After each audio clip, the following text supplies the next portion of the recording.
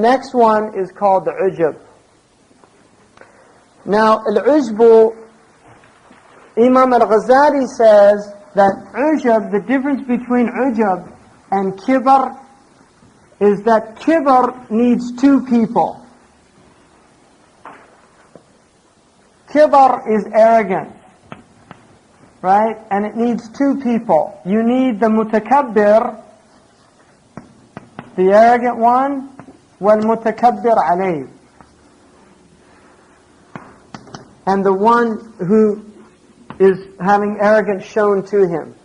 So with kibr, you know, if Zayd comes and tells Amr, you know, you little insignificant fool, why didn't you do what I told you? He's mutakabbir and Amr is mutakabbir alayh. He's being shown arrogance. Whereas the mu'jab is similar to kibr, only he doesn't need a second person. Right? He's just impressed with himself. He thinks that he's better than other people. If he has a mirror, then he's happy. Because he's just looking and he's really impressed at how wonderful he is, how magnificent he is. Now, or she. وَالْعُجْبُ الْإِسْتِعْظَامُ لِلنَّعِيمِ مَعْ نِسْيَانِ كَوْنِهِ مِنَ اللَّهِ وَقَعَ. He says the definition of ujub is isti'azam al-na'im, that you exalt or magnify the ni'mah, the blessing, مَعْ نِسْيَانَ الْمُنْعِمِ, but you forget who gave you the blessing. So, what, you know, and this is the thing where people, in this culture, if somebody says, you know, oh, you're so beautiful, and they say thank you, like as if, you know, they did something about it, right? And it's a very odd thing, you know, if you think about that. It's a very odd thing. Now, they might have paid a lot of money or something for reconstructive facial surgery, but they should still thank the plastic surgeon, not the person himself. So the point is that if Allah made somebody beautiful, then they should be grateful to Allah. They should see the mun'im is Allah. It's not themselves. They didn't do anything. And even if they have talents, those talents, even raw God-given talents, still need to be developed, right? So, you know, nobody is born with a talent to do anything right. No, they have to work at it. A person that has beautiful calligraphy, you know, it looks easy to you. It's like I took a lesson with Sidi Muhammad Zakaria, who's famous calligrapher, American calligrapher. And when I watched him doing the calligraphy, he made it look so easy. I thought, I can do that. And they say the sign of a master is he does it so easy that you think you can do it yourself. Imam al-Jurjani, he said that the master of rhetoric, is the one who, when he speaks so with such facility that the people listening think, I could do that, but they couldn't. And so the same is true with all these things. But when you see Muhammad Zakaria, Sidi Muhammad, doing his calligraphy, what you have to realize is there were years of patient perseverance, of doing over and over again wows and yas and bas, and then writing out things. And so he did that. And then you see the finished product, you say, Subhanallah. And that is a gift from Allah. If he starts thinking, look at all my accomplishments, which he wouldn't, but he's a very humble man. But if somebody who was given a gift like that, he says, oh, I worked so hard and I've done this all by myself. And there's many people all over the world that do this, right? That think that it's their accomplishment. I got myself by pulling myself up by the bootstraps. I'm the one that did all this. And that's mu'jab bi nafsihi. Because the mu'min sees, if Allah gave you tawfiq to be disciplined, that was from Allah. And you can see it within a family. One person has discipline and another person doesn't. Grew up in the same family, same environmental factors, right? One person has the ability to be disciplined. You know, they go on and they master in their studies and they graduate with the honors and anything that happens, it's Allah who did it. In Imam al-Bayhaqi says, إِنَّ اللَّهَ صَانِعُ كُلِّ صَنَعٍ وَصَنْعَتِهِ. Allahu khaliqu kulli صَانِعٍ وَصَنْعَتِهِ. Allah makes every creator and His creation. So Allah is the maker of the airplane. Allah is the maker of the automobile. Allah is the maker of the computer. All these things. Allah created the one who produced it and what He produced. Allah. And once you realize that, then you lose your ujub. You can't be impressed with yourself. And then the other thing to remember is فَوْقَ كُلِّ ذِي عِلْمٍ عَلِيمٍ. Over everyone who knows something, there's somebody that knows more. And this is what Musa a.s. was asked, is there anybody more knowledgeable than you? And he said, I don't think so. And Allah sent him al-Khadr, who wasn't a prophet. And He made him a student. And he even ended up not being the student that he should have been, right? And this was before his nubuwwah, but when he was with al-Khadr, he kept asking questions. And the Prophet ﷺ said, had he not asked those questions, he would have learned so much more from al-Khadr. So he didn't learn everything he could have learned. But he learned, he was taught. And the biggest lesson that he learned was to recognize there's always somebody that knows more than you. And never to do that. So it's very, very, alayhi salam. You have to be careful when you talk about the prophets, and you have to be really careful with the words you choose and things. I don't want to say he wasn't a good student or anything like that. You just have to really be careful about those things. So I'm sure he was a brilliant student, but he had a lesson to learn, and Allah taught him that lesson through al-Khadr, alayhi salam. Now, vanity, the reason I translated that vanity, ujub, if you look at the word vanity in the dictionary, it's called excessive pride in one's appearance or accomplishment.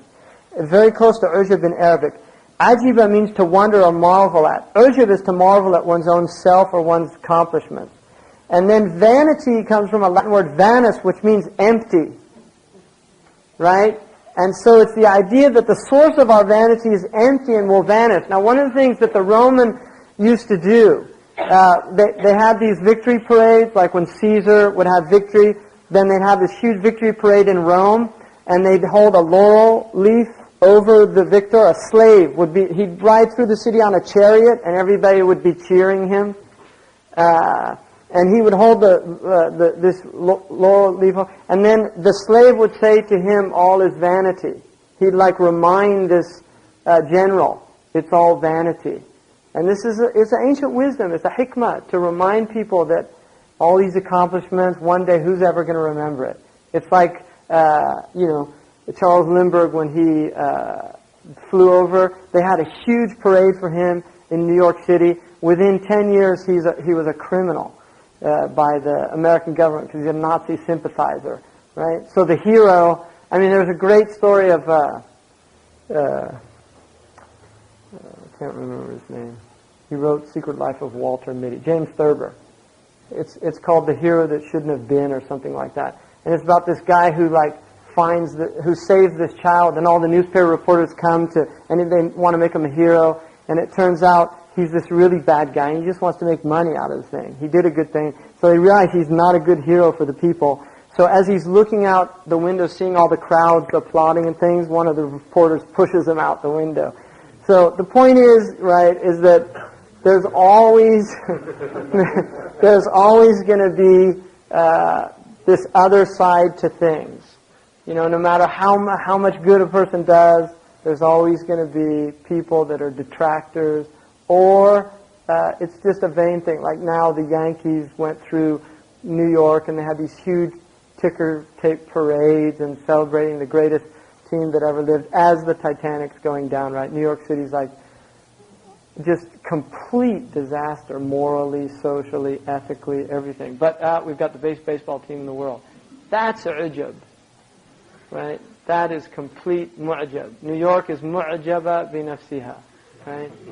And it's really a bad situation when people get into that state. So he says, وَالْعَجْزِ أَن تَخْلُقَ نَفْعًا أَوْ ضَرَرًا فَهُوَ مِنَ الْجَهْلِ بِالْأَمْرَيْنِ صَدَرًا. And then he says, also knowing that as a result of your impotence, you can neither create any benefit nor produce any harm. Your ajiz. Indeed, vanity originates from nothing other than one's ignorance of these two matters, that He, Allah, is the fashioner and giver of blessings alone, and you're incapable of doing anything. That, in not knowing that, that's how you get to ujub. So it's a disease that you have to be on guard.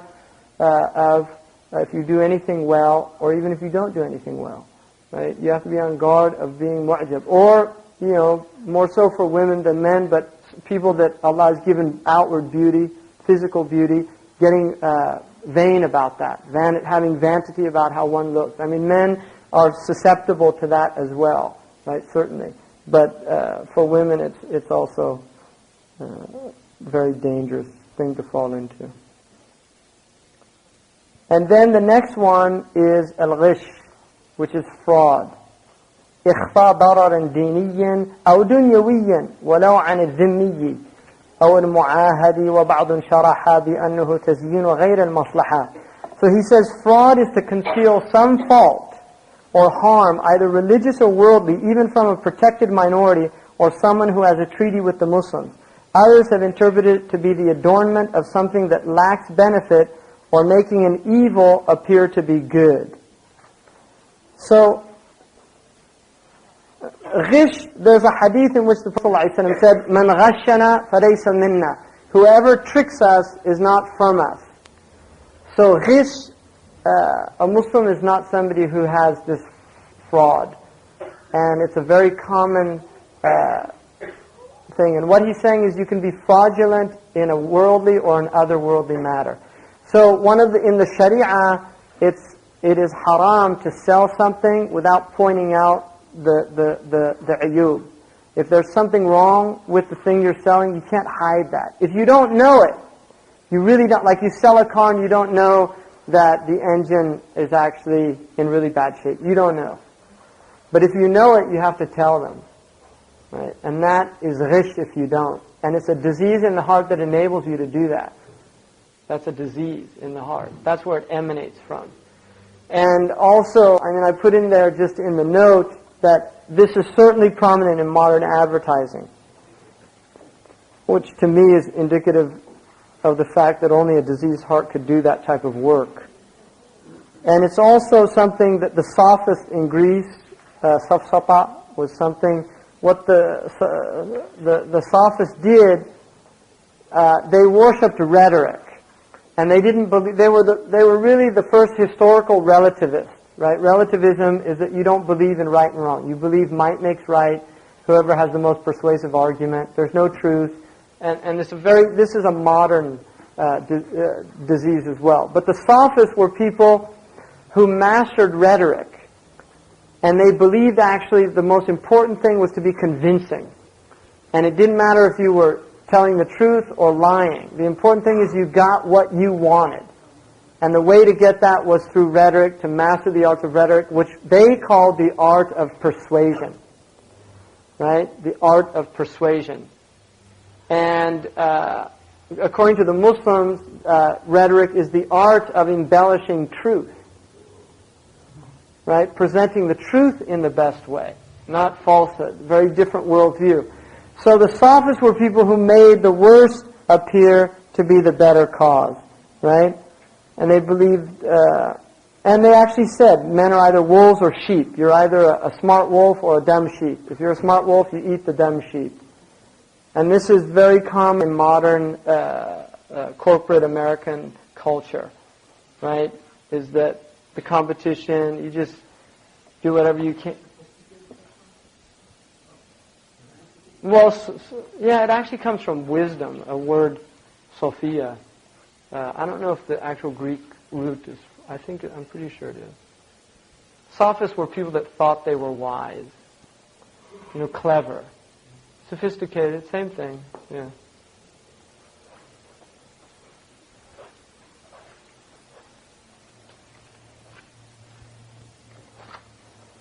And then he's going to go into really a key disease, and I think he spends almost as much time on this one as he does on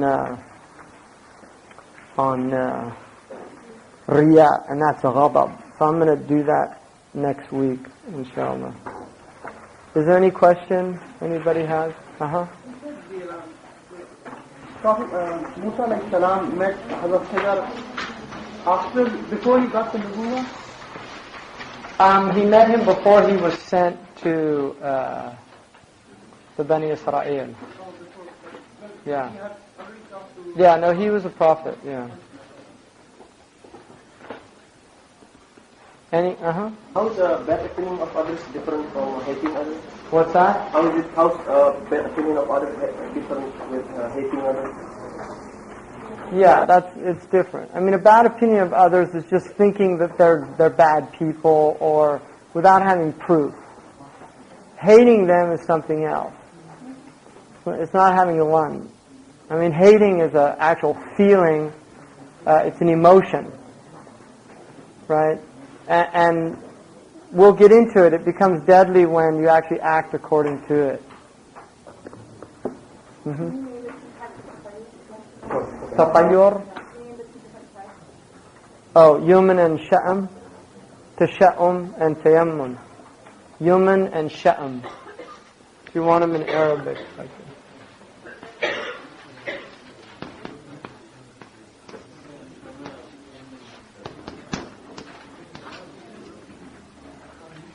Anything else? Yeah, the fourth line of the fourth line of the all Hindu follow and Where?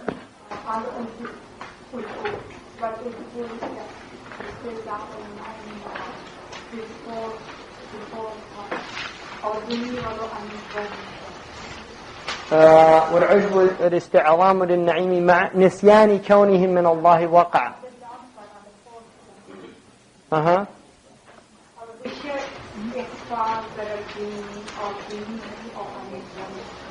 Oh, what he's saying is إخفاء ضرر, that fraud is to hide some religious or worldly harm, even if it's against a dhimmi. In other words, you can't cheat a non-Muslim either. Yeah, just because they're non-Muslim, you have to be upright in your transactions with everybody. So, ghish can be towards non-Muslims as well. Is there a proper way of reminding someone of something bad they did in the past? If they're trying to just, maybe they've forgotten something and they're repeating it and you say, remember this now. Yeah, that's not a good thing to do. I mean, it's easier for people to get beyond that if they're not reminded all the time. Obviously, if they're repeating something over and over again, then that's a problem. But if it's something that happened in the past and you remind them of it, it's just not a fair thing to do to people. Because it doesn't leave that door of changing open to them. Any other? What? Yusr, ease, inna ma'al usri yusra.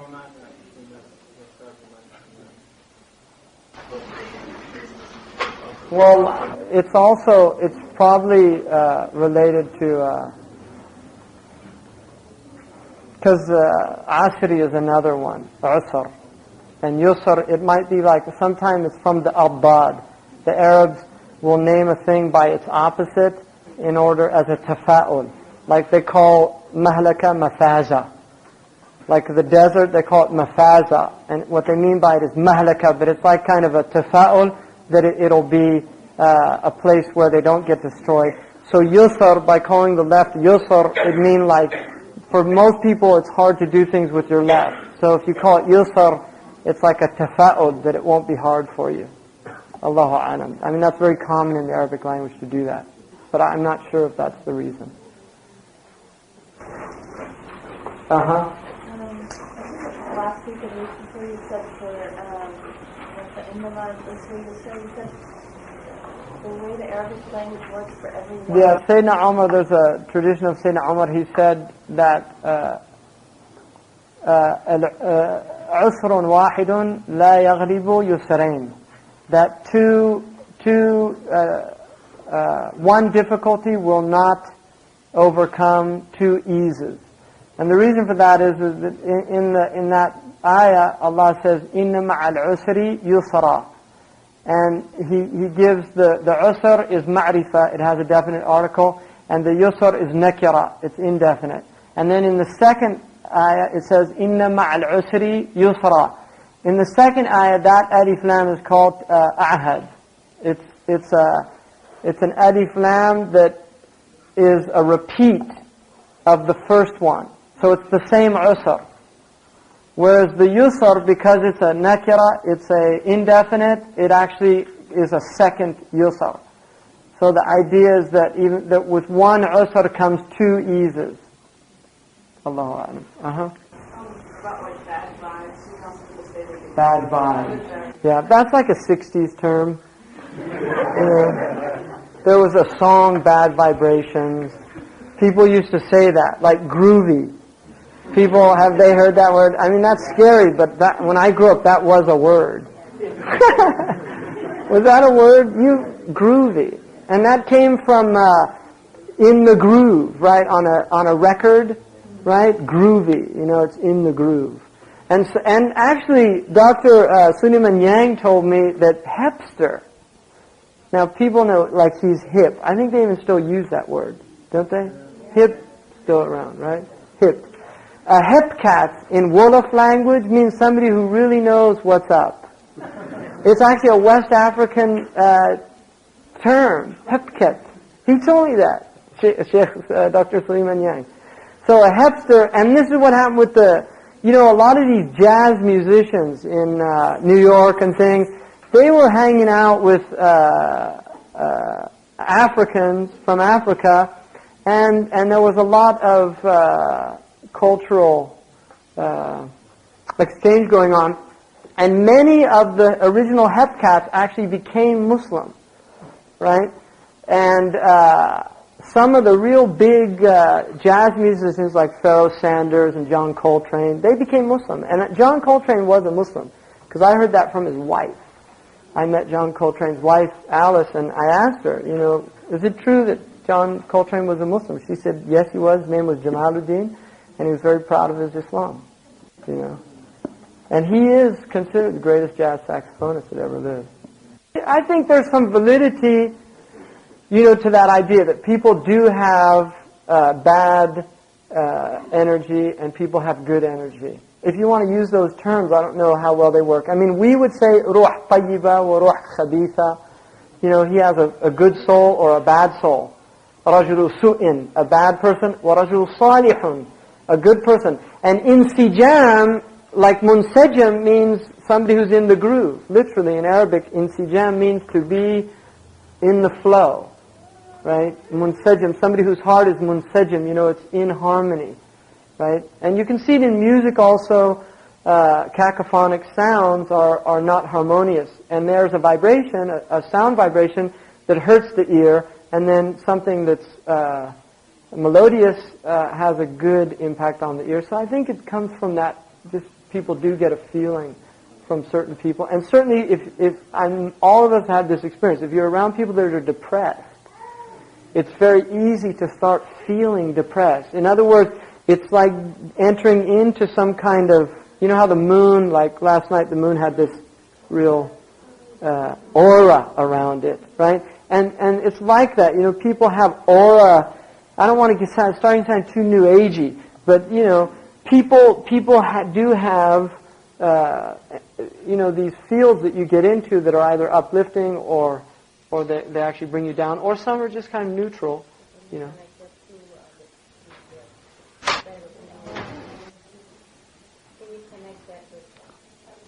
Again, yeah, I would think that if you don't feel comfortable with a person, you should not consider, to say I don't feel comfortable around that person is not the same as saying it's a bad person. Because I had, one of my teachers, Sheikh Hamid, told me once when he was a student, he said there was a man who really liked him, a student there, and he was always with him, and he didn't like him. He just didn't like him. And he went to Murabbir Haj and he told him, he said, I feel bad because I don't really like being around this person likes being around me. And Murabbir Haj said to him, Arwah junudu mujannada. The souls are regimented ranks, and ma ta'arafa minha at-taraf wa ma tanakara ikhtaraf. The souls, some souls don't feel harmonious around each other. And it doesn't mean that they're bad or something like that. It's just some people you might not feel a connection to, and other people you feel an immediate connection to. And some of the ulama say it had to do with the pre-worldly existence of the arwah. The closer arwah were to you on that day of the mashhad, the more affinity you'll feel towards them. And the further away they were from you, the more distant you'll feel towards them. So there are people you meet and it's like instantaneously you feel like you've known them all your life. Like I had that feeling with Sheikh Abdullah al-Qadi. When I first met him, it was just like there was no... It's like I knew that person all my life, and I think he felt the same way. So there's certain people you'll have an instantaneous connection with, and other people you won't. And then some people it develops over time. And there's wisdom in all of those things. One is where you have a bad opinion of somebody without having any proof. Distrusting people is not one. In other words, as a general principle, you are distrustful of people. The ulama say it's wisdom in bad times. It's wisdom to be on your guard. Don't become paranoid, right? I mean, the idea is not to become paranoid, right? Do you hear what he said? You see how he looked at me? You don't want to do that. That's a psychological condition to be avoided. Seriously. Alhamdulillah.